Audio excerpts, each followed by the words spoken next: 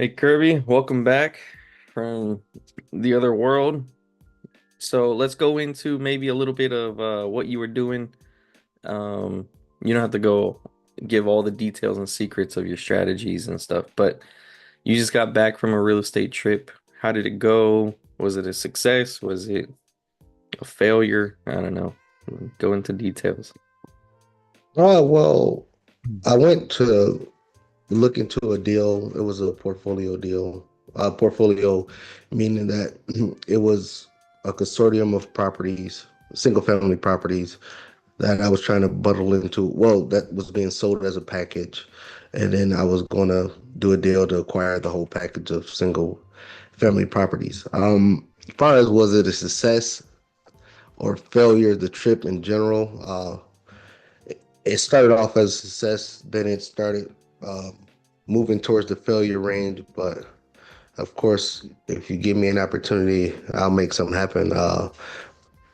So at the conclusion, I say all in all, it was success. Did the deal that I planned on doing happen? No, um, because let's just say some people wasn't monitoring their portfolio the way it should be to see if the portfolio was set up correctly in the first place. But got to rub shoulders and talk to a lot of commercial bankers and things like that. Learned a lot of nuances from the commercial financing side because for the most part, I've been in just the residential side, conventional ones, fours, things like that. So spent hours talking to bankers and people on the commercial side. Them give me the ins and outs and what's going on in that sector, as far as all that debt that's due in 2025. How they plan on tackling it, what some opportunities that could be out there, maybe for investors and things like that. So just that information alone, the trip was worth it. But but my goal for the reason why I went there, that part didn't come to fruition. And it's still opportunities with that deal, probably at a smaller scale now. But all in all, I still say it's success because of the information I gathered during the trip. Okay. Yeah, so that's something I mean I try to do too is find other ways to make your time worth it while if one thing didn't go as planned, try to twist it so that you can still make it valuable. So in your case, you went up there, you had a deal planned, and portfolio you were looking at, it wasn't as you expected. And so you ended up making relationships with new, bankers and such, right? Maybe getting into the commercial space. So, so were you able to land any, you know, contacts or anything like that? I know you were playing golf up there, so I didn't know how that went. Yeah, yeah. All right. So just for the golf side of it, trash. I'm terrible. I'm the new Tiger Hoods. That's what I am when it comes to that.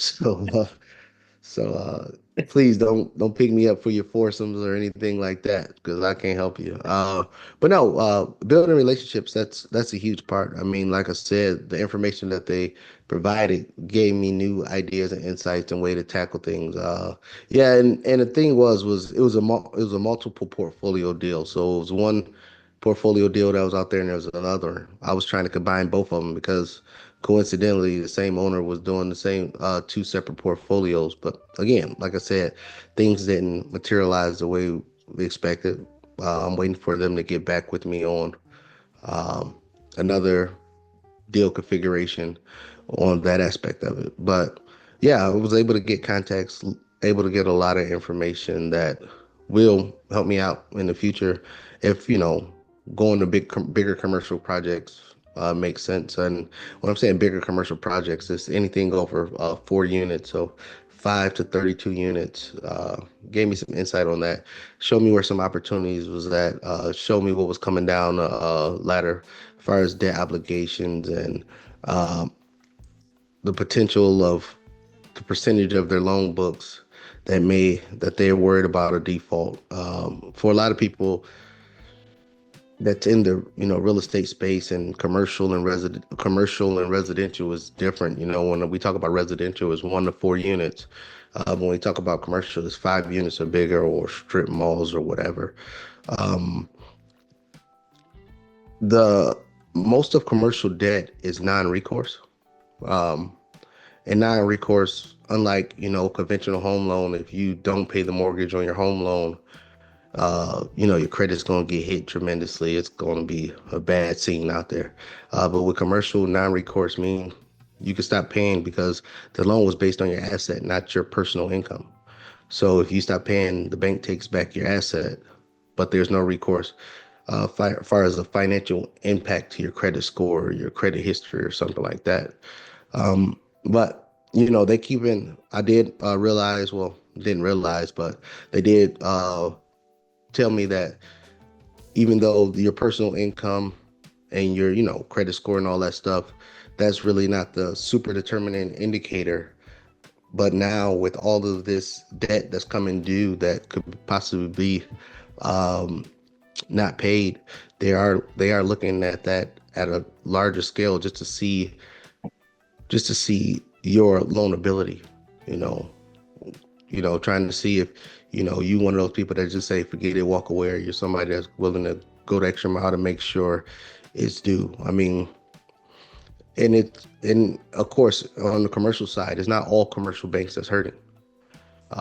It's not every last commercial lender out there hurting, but a lot of them will be hurting, especially when this loan is due. I believe it's over $1 trillion in debt in 2025 that's due on the commercial side. So, um, but yeah, so you can see some lenders out there that are still lending. They will scrutinize more. They will, make sure that you have your capital and your reserves and stuff there, because of course they don't want to add more crap to the pile. So I mean, like I said, the trip all in all was good insight.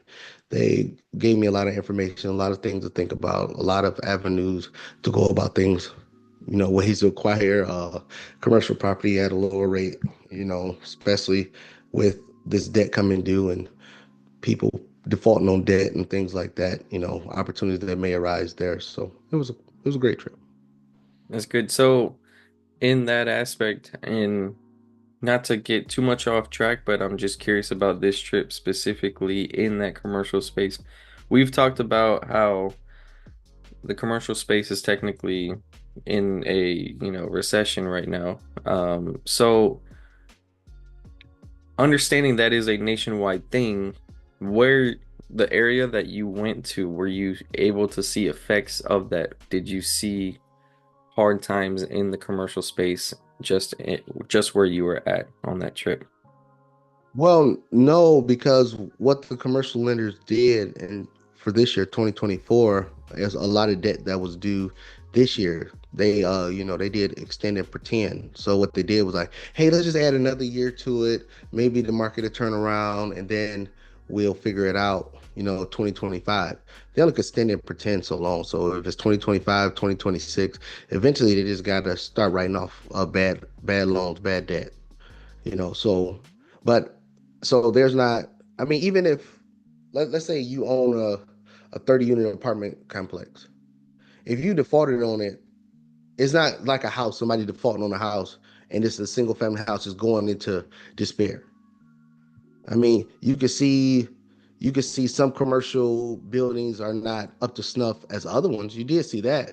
But I mean, it could be a plethora of reasons, not just, solely, Yeah. oh, the owner can't afford the mortgage anymore or something like that. I mean, it's a lot of bad operators out there also.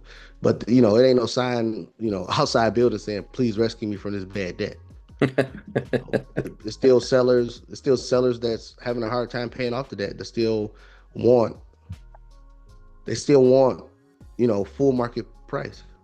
They haven't came to they got the extend and pretend for another year, so they're acting like everything's all good and they're trying to still make a profit off of a bad deal that they already got into. So it's not in the commercial space. Like I said, if you default on it or something like that, the bank's going to take it over and still operate it as a business because it still generates revenue for them. So Okay. it won't be like a house that's just sitting there dilapidated. But some cases it is. But usually most of those are people who own it outright or people that just haven't came to Jesus yet and realized that they can't afford Yeah. it no more. With that said, guys, if you have any questions for Kirby and his trip, let us know down below. Don't forget to like this video, share our channel, subscribe, and we'll see you guys in the next one.